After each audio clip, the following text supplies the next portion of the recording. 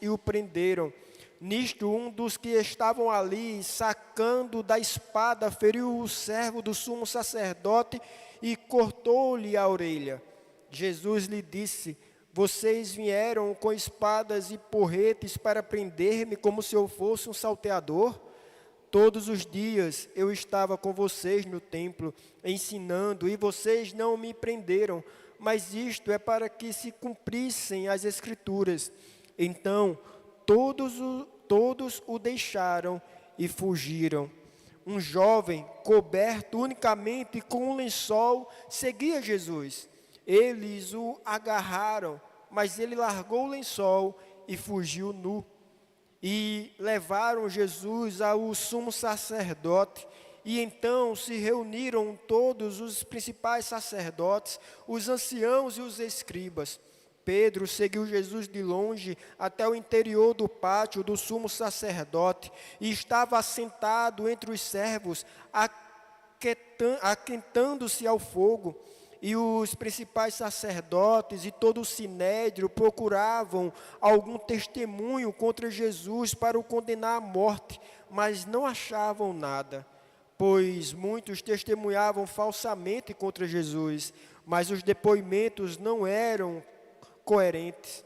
E levantando-se alguns testemunhavam falsamente, dizendo: nós o ouvimos declarar: eu destruirei este santuário edificado por mãos humanas, e em 3 dias construirei outro, não por mãos humanas. Nem assim o testemunho deles era coerente. E levantando-se o sumo sacerdote no meio, perguntou a Jesus: você não diz nada em resposta ao que estes depõem contra você?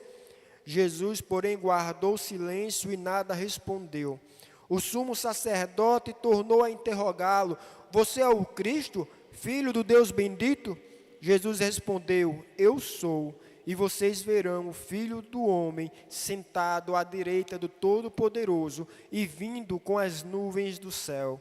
O sumo sacerdote, rasgando suas vestes, disse: por que ainda precisamos de testemunhas? Vocês ouviram a blasfêmia. Qual é o parecer de vocês? E todos o julgaram réu de morte.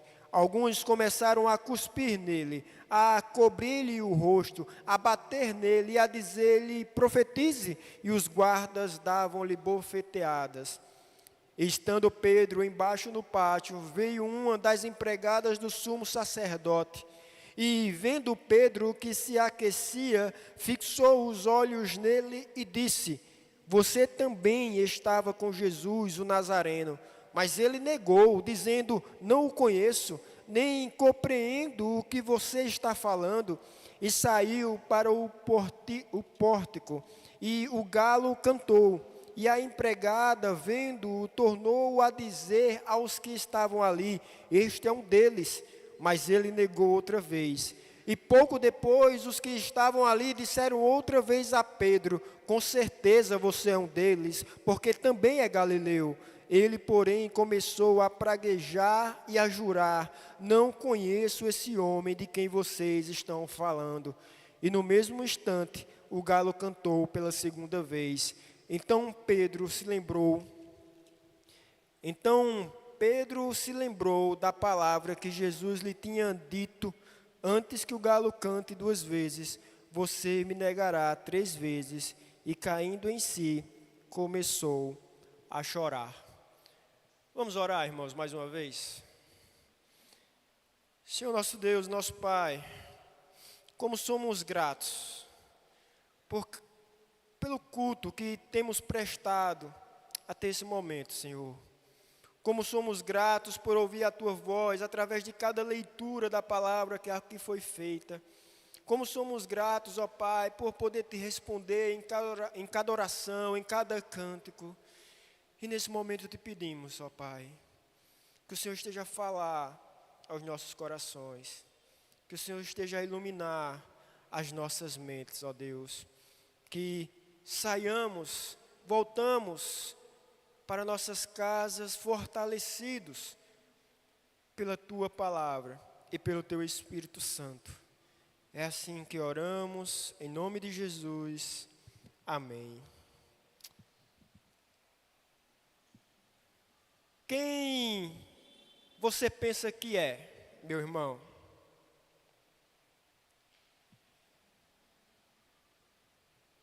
Quem você pensa que é, minha irmã?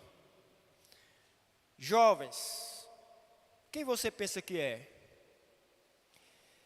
Essa pergunta, irmãos, costuma nos deixar muitas vezes zangados, muitas vezes incomodados. E a razão é simples, é que essa pergunta, irmãos, não é propriamente uma pergunta. Costuma ser uma afirmação por parte de quem nos pergunta.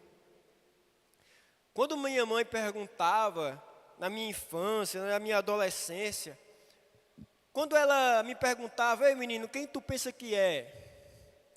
Quem você pensa que é? Ela não estava muito interessada em saber como eu me via. Ela não estava interessada que eu fizesse uma autorreflexão a respeito da minha existência, do meu papel. Não, não, irmãos. Ela já estava afirmando que eu não era quem eu pensava ser. Que eu não era quem eu pensava ser. Quando nos fazem essa pergunta, já estão afirmando previamente que temos a tendência de pensar a respeito de nós mesmos mais do que convém, mais do que realmente somos. Seja essa pergunta partindo dos pais, seja essa pergunta partindo de um patrão, de um líder, de um oficial, de um militar. Mas embora, irmãos, não gostemos de ser confrontados por essa pergunta, isso muitas vezes é necessário. E nesse tom mesmo, às vezes.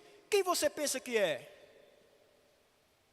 Quem você pensa que é? Pois temos uma tendência, irmãos, persistente à presunção, a essa confiança excessiva em si mesmo, em si próprio. E essa tendência precisa ser muitas vezes questionada mesmo. Essa tendência precisa ser muitas vezes confrontada mesmo. E a palavra de Deus hoje, irmãos, há de nos confrontar quanto a essa nossa tendência à presunção. Há de sermos confrontados aqui, irmãos, com os exemplos dos próprios discípulos, quanto à maneira que eles reagiram aos últimos eventos na vida do nosso Redentor e Salvador Jesus Cristo. A passagem aqui, irmãos, do versículos 27 ao 72, ela tem muitas coisas a nos ensinar e não vamos aqui explorar todas elas, mas ela se conclui basicamente em 3 grandes cenas, em toda essa perícope, em toda essa passagem que lemos. E aí eu vou querer me valer dessas 3 cenas, irmãos, de forma resumida, nessa passagem, a fim de dividir nossa reflexão nessa noite. E a primeira cena, irmãos, é a do verso 27 ao verso 31, que se passa no monte ali das oliveiras. E eu gostaria que vocês observassem aqui a presunção que é demonstrada nessa cena. Jesus e os discípulos tinham ido para o monte ali das oliveiras depois da última ceia. E a essa altura, Jesus já havia falado para os discípulos várias vezes sobre o que haveria de acontecer nos últimos dias, naqueles próximos dias, do sofrimento pelo qual ele haveria de passar para cumprir o seu ministério. Quando chegam, portanto, ao monte, irmão, Jesus faz uma profecia a respeito da maneira com que os discípulos reagiriam quando esse momento chegasse. Ele diz no versículo 27, observe. Jesus disse aos discípulos: serei uma pedra de tropeço para todos vocês. Algumas palavras aqui falam escândalo, serei um escândalo. Algumas versões traduzem por escândalos. E aqui, irmãos, esse escandalizar é uma tradução literal que pode às vezes gerar uma certa má compreensão aqui na passagem. A ideia aqui não é do que os discípulos iriam sentir e sim do que eles iriam fazer. É por isso que outras versões traduzem o mesmo verbo para fugirão ou me abandonarão. O que Jesus está comunicando aqui a eles, irmãos, é que quando as coisas apertassem, eles haveriam de dar no pé. Eles haveriam de deixar Jesus sozinho. E como os discípulos reagiram a essa profecia, irmãos? Marcos vai nos dizer que eles não hesitaram em contrariar o próprio Senhor, nos mostrando quão presunçosos eles eram. Isso é especialmente exposto na pessoa de Pedro. Marcos diz que logo depois de Jesus dizer o que aconteceria, Pedro toma a palavra e diz, versículo 29, o que é que ele diz, irmãos? Então Pedro disse a Jesus: ainda que o Senhor venha a ser um tropeço para todos, não o será para mim. Agora observem a presunção de Pedro, irmão. Primeiro, na disposição de contrariar Jesus. Veja, o Senhor fala que algo vai acontecer. E Pedro simplesmente diz que o que Jesus disse não vai acontecer com ele. Mesmo o Senhor dizendo o que aconteceria. Segundo, no fato dele falar, tendo as outras pessoas como ponto de referência, colocando-se acima das outras pessoas. Olha, eles até podem te rejeitar, Senhor, mas eu não. Eu sou de uma outra categoria. Eu sou de um outro patamar. E muitas vezes não é diferente conosco. Quantas vezes, meu querido, a autoconfiança, a presunção cria ninhos em nosso coração. Pedro não imaginava ser possível que ele viesse a negar ao seu Senhor. Ele sequer presta atenção à promessa de Jesus, de ressurreição, de reunião com eles. Tudo que ele quer aqui é protestar contra tal afronta, a sua lealdade a Jesus. Justamente, irmãos, porque se considera ele uma exceção aos demais. Para ele não falharia. A presunção havia feito ninho em seu coração. Então a resposta de Jesus é contundente. Falando diretamente a Pedro no versículo 30. Em verdade lhe digo que hoje, nesta noite, antes que o galo cante 2 vezes, você negará 3 vezes. E como é que Pedro reage, irmãos, a essa profecia particular de Jesus? Ele retrunca insistentemente. Veja o verso 31. Ainda que me seja necessário morrer com o Senhor, de modo nenhum negarei. Consegue perceber, irmãos, a presunção do discípulo aqui? Melhor, a presunção dos discípulos aqui. Sim, irmãos, de todos. Observe o final do versículo 31. E todos os outros diziam a mesma coisa. A presunção não era um privilégio de Pedro, mas de todos os discípulos. Ele não estava sozinho nessa autoconfiança, pois os demais discípulos manifestaram idêntica opinião e posicionamento. Então todos acompanharam Pedro em sua presunção. Contudo, irmãos, no que resultou toda esse orgulho, toda essa arrogância, toda essa auto-opinião a respeito de si mesmo? Não se passaram 12 horas, como lemos, antes que todos eles tivessem deixado o nosso Senhor e fugido. Esqueceram-se de todos os altos protestos. Esqueceram-se de toda a presunção, de todo o orgulho. Diante do perigo, ignoraram as suas promessas de fidelidade ao Senhor. A verdade, irmãos, é que pouco sabemos sobre como agiremos em qualquer dada situação, enquanto não passarmos por essa situação. E não passarmos por determinado momento.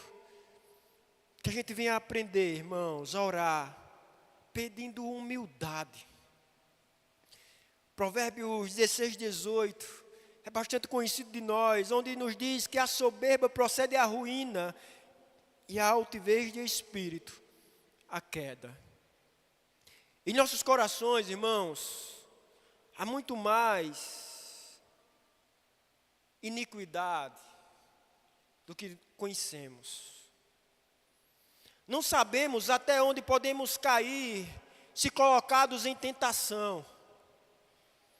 Não existe grau de pecado, irmãos, ao qual não possa descer o maior dos santos, dos separados por Deus, se este não for sustentado pela graça do Senhor. É preciso vigiar, é preciso orar.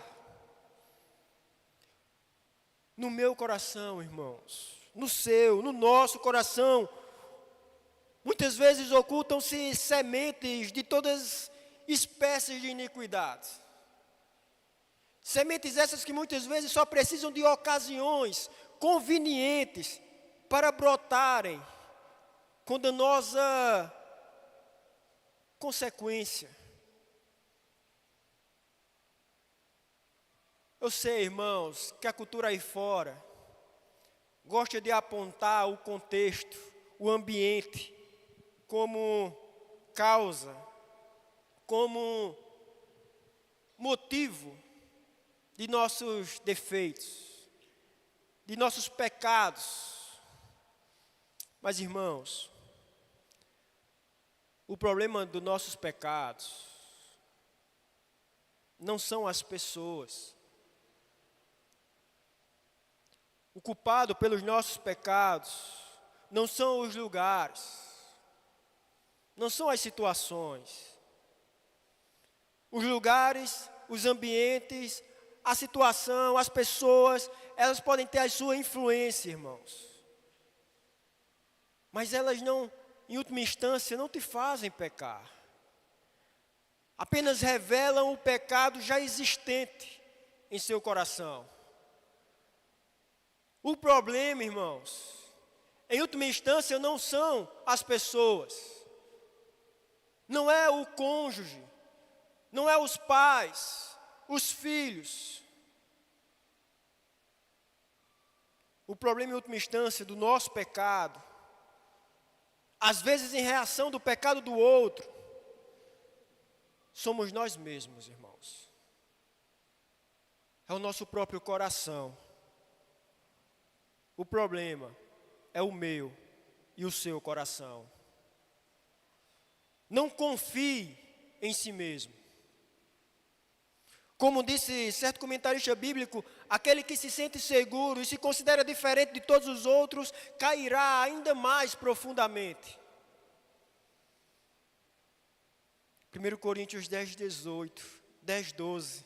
Aquele, pois, que pensa estar em pé, veja, cuide, para que não caia.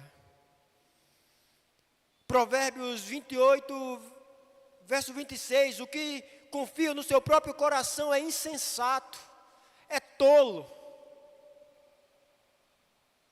Que venhamos orar diariamente, sustenta-me, ó Senhor, porque só assim estarei seguro.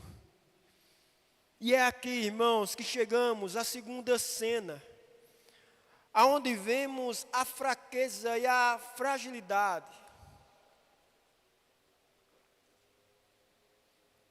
Ainda mais expostas, irmãos. Cena essa que se passa no Getsêmani. Jardim ali localizado no Monte das Oliveiras, onde Jesus estava com os discípulos. E aí, irmãos, essa narrativa a respeito da agonia de Jesus, ela é uma passagem profunda, uma passagem misteriosa, irmãos, que contém coisas que os mais sábios teólogos que o Senhor trouxe a essa terra, às vezes não conseguem explicar plenamente, porém há algumas verdades muito claras aqui. E uma delas, irmãos, é a corajosa submissão de Cristo Jesus. Veja, Jesus não vai ao Getsêmani para orar. Jesus, ele vai ali ao Getsêmani para orar, e ele estava aflito com o que estava passando a acontecer, com o que estava para acontecer. Veja os versículos 33, 34. Acompanhe. A partir do versículo 33. E levando consigo Pedro e Tiago, João começou a sentir-se tomado de pavor e de angústia. E lhe disse: a minha alma está profundamente triste até a morte. Fiquem aqui e vigiem. E adiantando-se um pouco, prostrou-se em terra e orava para que, se possível, lhe fosse poupada aquela hora. E dizia: Abba, Pai, tudo é possível, passa de mim este cálice. Veja o versículo 39 também. Retirando-se de novo, orou, repetindo as mesmas palavras que foram ditas dos versículos 33 ao 36. Olha que interessante, irmãos. Desde o começo, Jesus ele sabia o que aconteceria. Mas na medida que o momento se aproximava, o deixava angustiado. E é isso, irmãos, nos mostra uma evidência da plena humanidade do nosso Salvador. Da plena humanidade de Cristo. Ele não era apenas alguém que parecia ser um homem, que parecia ser humano. Não, irmãos. Ele era um humano pleno, completo. A diferença é que, obviamente, ele não tinha pecado. Ele não conheceu apenas as dores do corpo.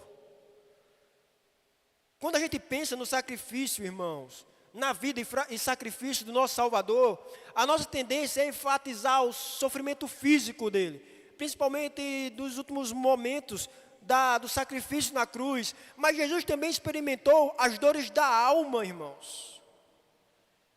As dores emocionais, pelas quais podemos passar, pelas quais muitas vezes passamos. É por isso que Jesus não apenas pode se compadecer pelos fisicamente feridos, mas também por aqueles que estão emocionalmente machucados. Porque Jesus também conheceu o sofrimento da alma humana. Jesus, ele se angustiou. Mas observem que Jesus não fez do alívio da sua angústia o critério final para a sua tomada de decisão, irmãos. Ele sabia que o Pai tinha algo a fazer através dele. E ele então se submeteu corajosamente à vontade do Pai. Veja de novo o versículo 36. Ele vai clamar: olha, Abba, Pai, tudo é possível, tudo te é possível, passa de mim este cálice, porém, não seja como eu quero, e sim o que tu queres. Ele se submete, irmãos, corajosamente à vontade do Pai. Não podemos imaginar mais elevado grau aqui, irmãos, de perfeição do que esse que nos é exposto nesse texto. Nos cabe aceitar, irmãos, com paciência, tudo quanto Deus nos quer enviar mesmo.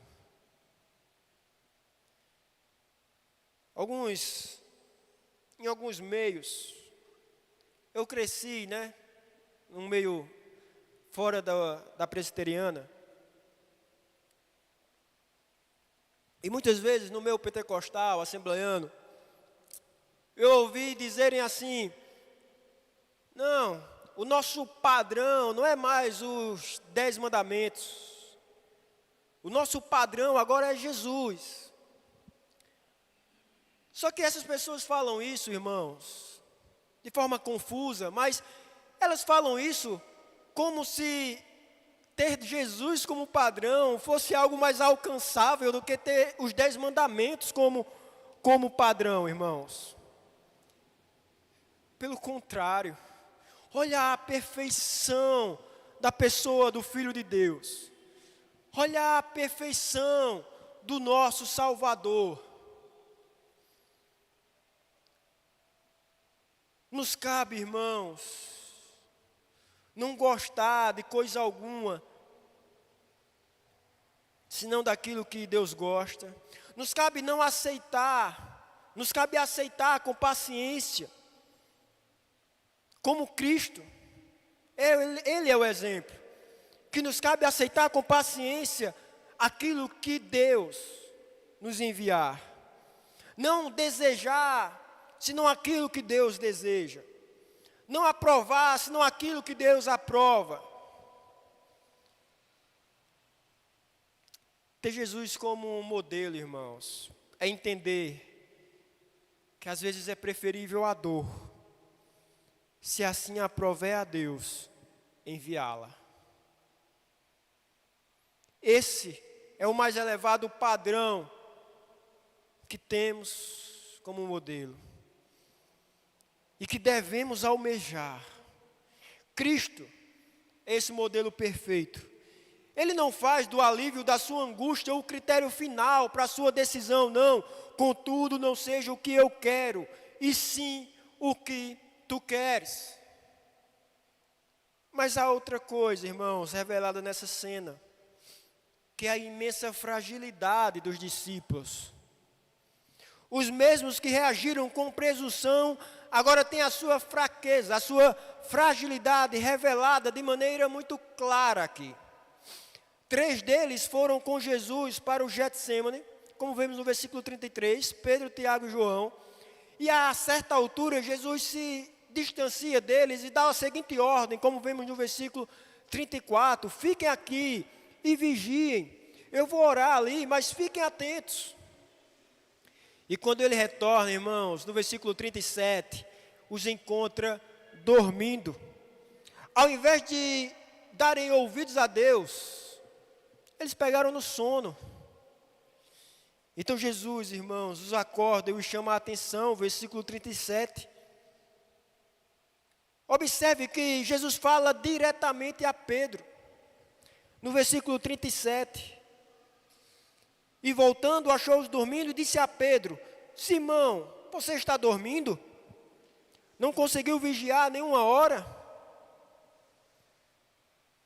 Se a presunção, irmãos, ela foi destacada na pessoa de Pedro, agora a fragilidade também é destacada na pessoa de Pedro. Jesus o chama pelo seu nome ali, Simão, como se quisesse dar um choque de realidade nele.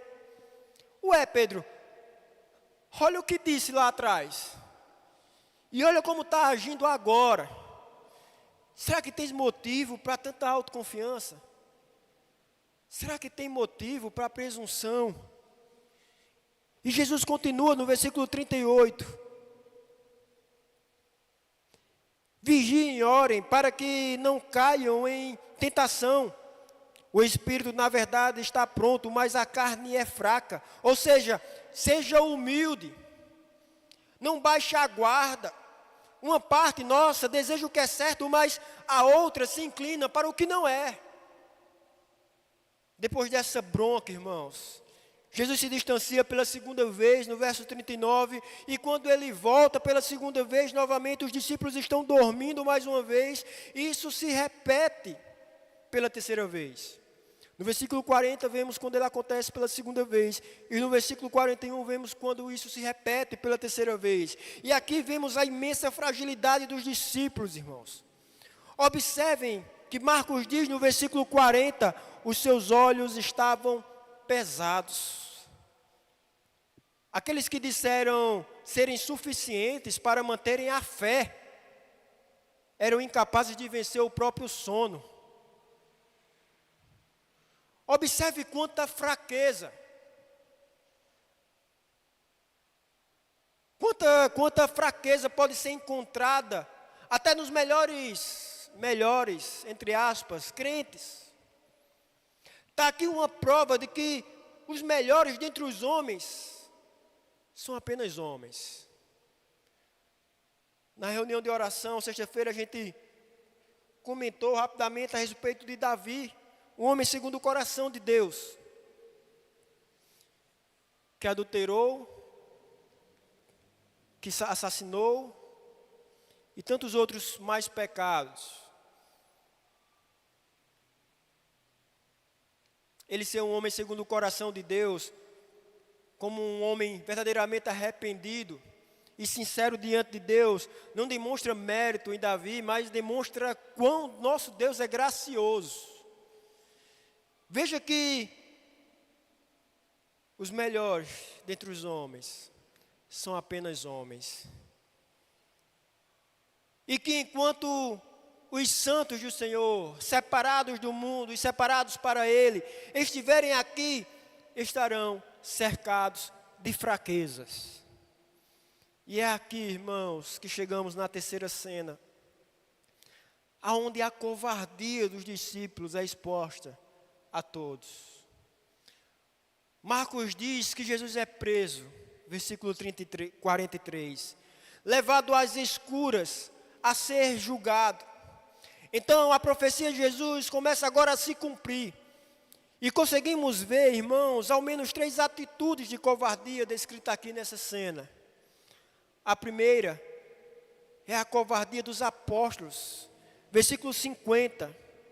Veja, versículo 50. Então todos, não apenas um ou alguns, todos o deixaram e fugiram. Jesus então é abandonado pelo grupo aqui dos discípulos. A segunda atitude de covardia é vista no verso 51 e 52, de um jovem ali anônimo, que segundo os comentaristas, pode ser qualquer um que acompanhava Jesus além dos discípulos, pode ser também um alto testemunho do próprio Marcos, mas o fato é que ele também fugiu. E há uma outra manifestação de covardia, que é a de Pedro. O texto diz que quando Jesus é levado para depor, Pedro segue de longe.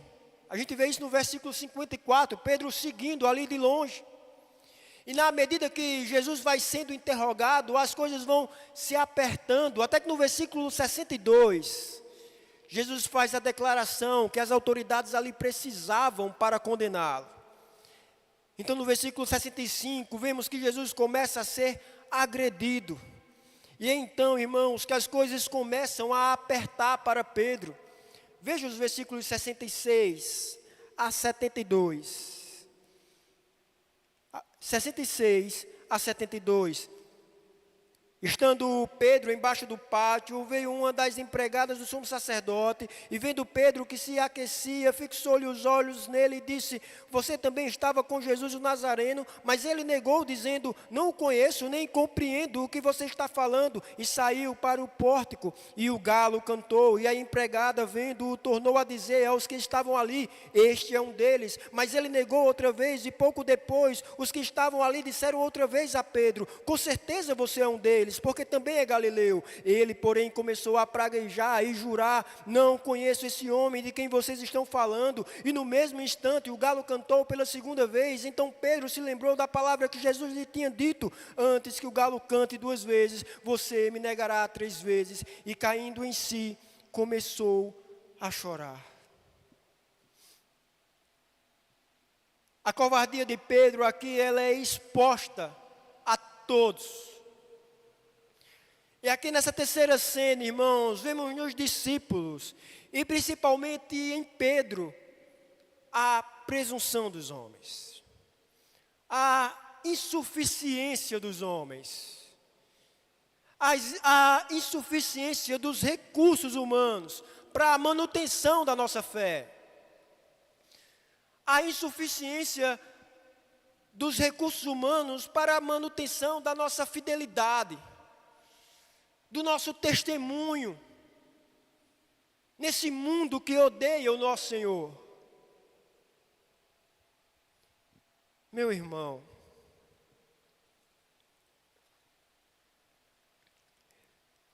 consideremos nossa vida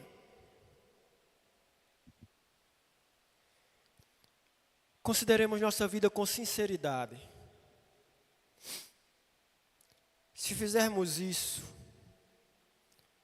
talvez reconheceremos, irmãos, que presunção não foi um problema apenas de Pedro. Não foi um problema apenas dos primeiros discípulos. Presunção é um problema nosso, de cada um de nós. Quem nunca pensou que se tivesse o controle da história nas mãos, daria um rumo melhor? Talvez não como aquele personagem fictício, né, do Jim Carrey, no filme Todo-Poderoso, onde ele ganha a oportunidade de ser Deus por alguns momentos, por alguns dias. Talvez nunca tenhamos pensado assim, com tamanha ousadia.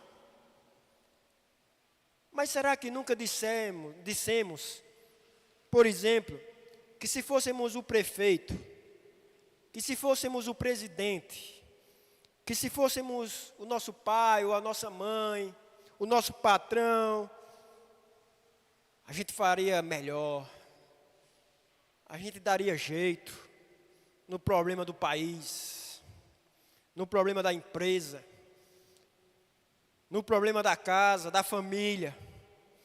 Ah, se eu tomasse as decisões, as coisas seriam melhores.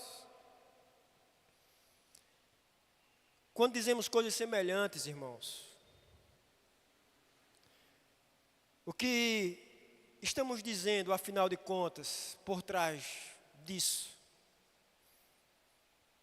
Talvez por trás dos nossos pensamentos e dessas nossas falas, o que está implícito, irmãos, é que estamos dizendo que somos mais sábios que Deus para fazer as coisas dessa vida funcionar.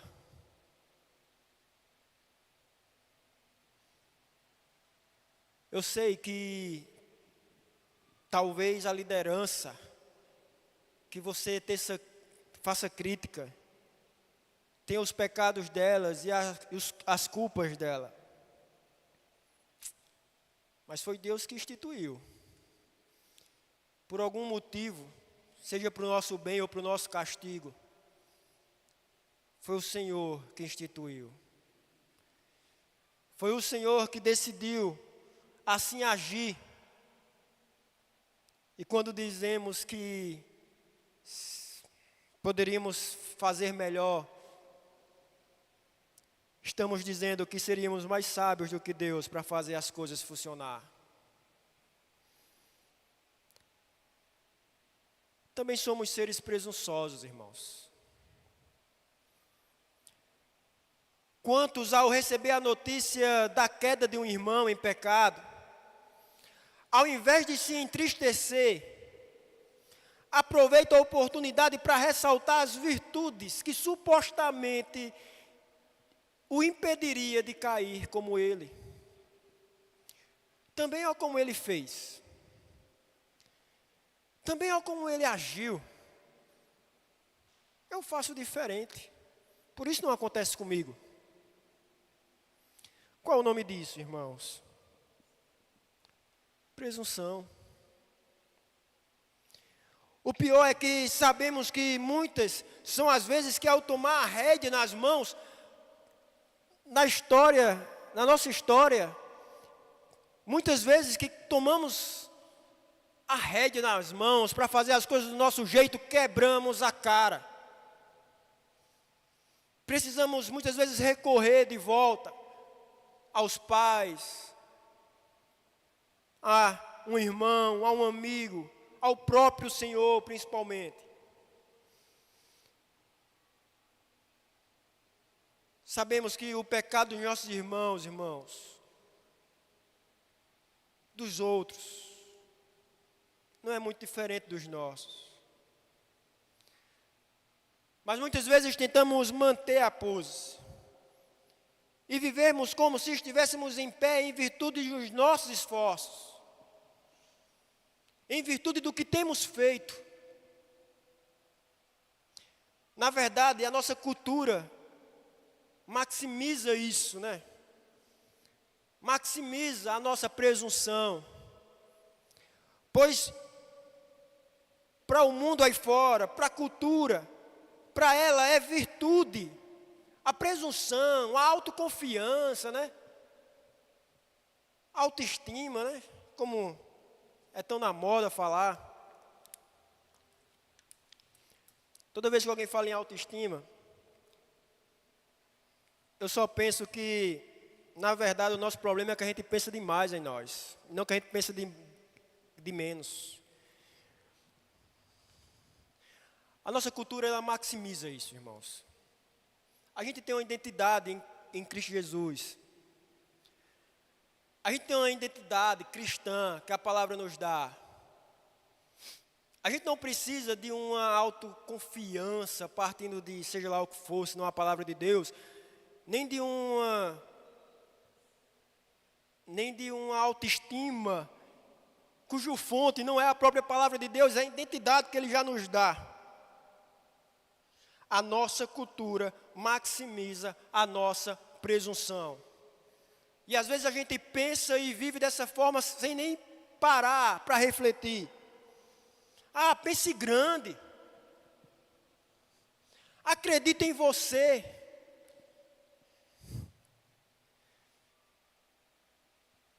Às vezes eu me espanto. Eu, na minha caminhada, cristã, já conheci muitos irmãos, muitas igrejas em muitos lugares, em todos esses períodos de formação, em Garanhuns, agora em Recife. Foram muitas as visitas, muitos dos irmãos que eu conheci, e consequentemente que eu tenho nas minhas redes sociais. E às vezes eu fico impressionado com a quantidade de frase coaching que eu vejo nos meus stories, partindo de nossos irmãos.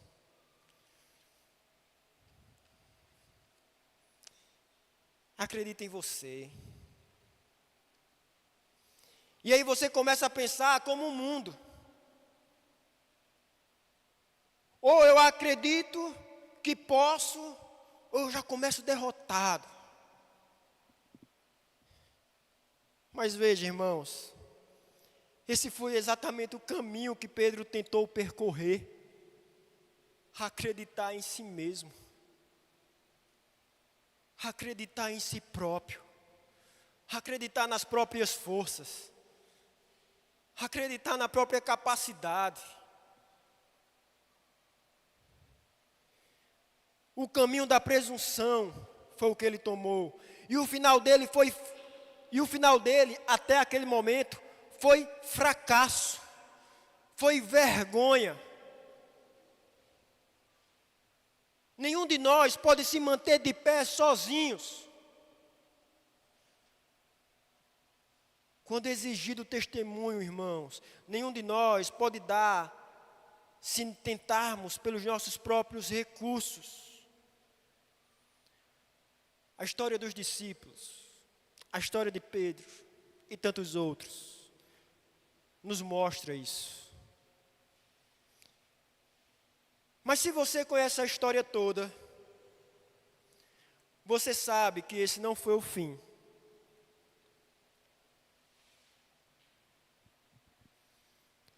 Alguns dias depois, esse Pedro, irmãos, ele é restaurado ao ministério. No dia de Pentecostes, esse Pedro é usado por Deus para pregar um sermão que leva 3.000 pessoas à conversão. Esse Pedro, o presunçoso, frágil, covarde. Esse Pedro entregou a sua vida por Jesus Cristo e pelo Evangelho. E por que essa mudança aconteceu? Por que essa mudança aconteceu? Você pode dizer, é porque ele se arrependeu, né? E não, irmãos. Embora o arrependimento faça parte do processo, não é em última instância por isso. Pois se acharmos que a mudança aconteceu por causa do que ele fez, nesse caso o arrependimento, ainda é presunção. Ainda é acreditar a nós o mérito. O mérito foi meu porque eu me arrependi. Nem o arrependimento, irmãos, em última instância, não provém de nós mesmos. Isso aconteceu com Pedro, irmãos. Porque ao contrário de nós, originalmente presunçosos, fracos e covardes, há alguém que é originalmente humilde, forte e corajoso, que demonstrou sua coragem no jardim do Getsêmani, que foi obediente até o fim. Isso aconteceu com Pedro, irmãos. E pode acontecer com a gente, se formos resgatados, e unicamente se formos resgatados pelo sangue de Jesus Cristo. É porque Jesus fora todo misericordioso, como prometera desde o começo. É por causa de Jesus, irmãos. Você observou bem o versículo 27 e 28? Veja novamente, irmãos. Versículo 27 e 28.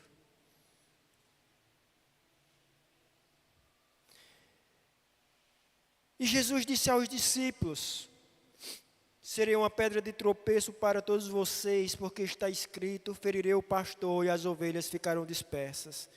Veja o verso 28, irmãos. Mas depois da minha ressurreição, irei adiante de vocês para a Galileia. Ele vai adiante de nós. É isso que garante que, apesar dos nossos eventuais fracassos, da nossa batalha contra o pecado, é isso, irmãos, que garante que permaneceremos em pé como filhos de Deus. É porque Ele vai adiante de nós. A Igreja Católica tem um ditado, uma frase, uma reza, não sei exatamente, onde eles dizem que Maria vai adiante deles, né?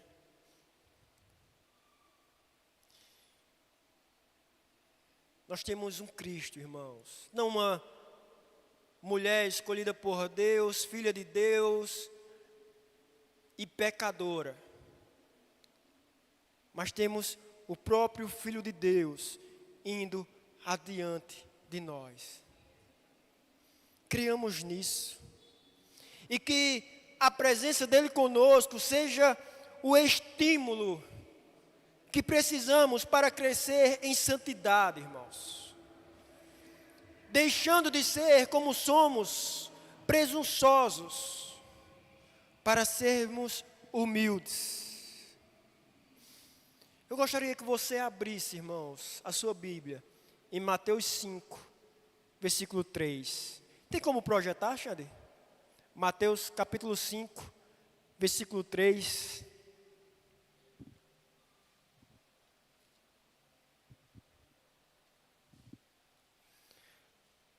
Mateus 5, versículo 3.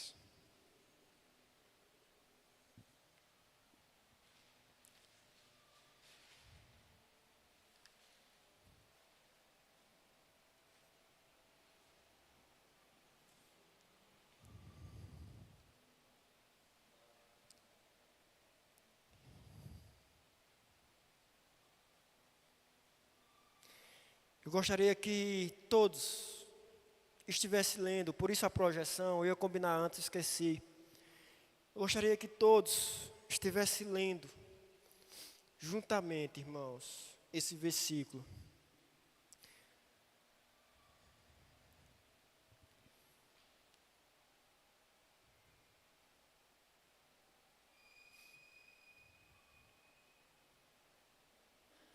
Que ao sair, irmãos, por essas portas dessa noite, que ao voltarmos para nossas casas, irmãos, venhamos lembrar dessa passagem bíblica e que ela venha ser esse estímulo que precisamos diariamente, irmãos, para crescermos, progredirmos em santidade, deixando de ser como somos, presunçosos, para sermos humildes. Pois como a própria palavra nos diz, irmãos, vamos ler todos juntos.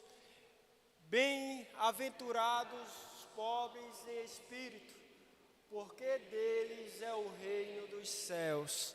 Amém, irmãos. Glória a Deus. Vamos louvar o Senhor. Vamos ficar de pé. Vamos cantar ao nosso Deus alegremente.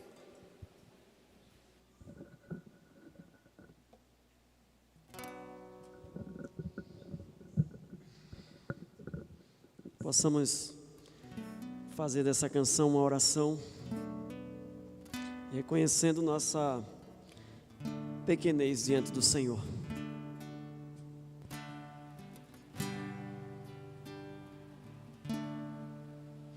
Senhor, eu me achego a Ti, Tua ira santa mereci, o Teu favor estende aqui e aceita o pecador. Eu venho como estou, sim, venho como estou, porque Jesus por mim morreu. Eu venho como estou. As minhas culpas grandes são, mas Tu que não morreste em vão, me podes conceber perdão, aceita o pecador. Como estou, sim, venho como estou, porque Jesus por mim morreu. Eu venho como estou, eu venho como estou, e venho como estou, porque Jesus por mim morreu. Eu venho como estou. A primeira estrofe. Senhor, eu me achego a Ti, Tua ira santa mereci, o Teu favor estende aqui, aceita o pecador. Nossas vozes. Eu venho como estou, sim, venho como estou, porque Jesus por mim morreu.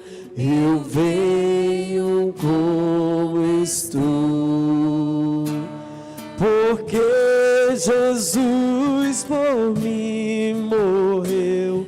Eu venho como estou.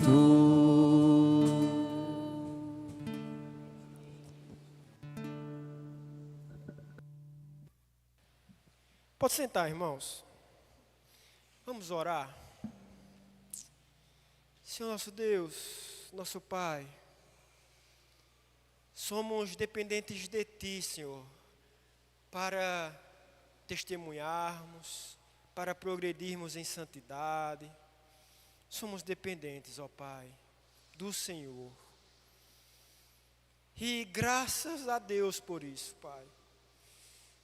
Porque por nossas forças seríamos incapazes de Te escolher, seríamos incapazes de Te agradar, seríamos incapazes de Te obedecer.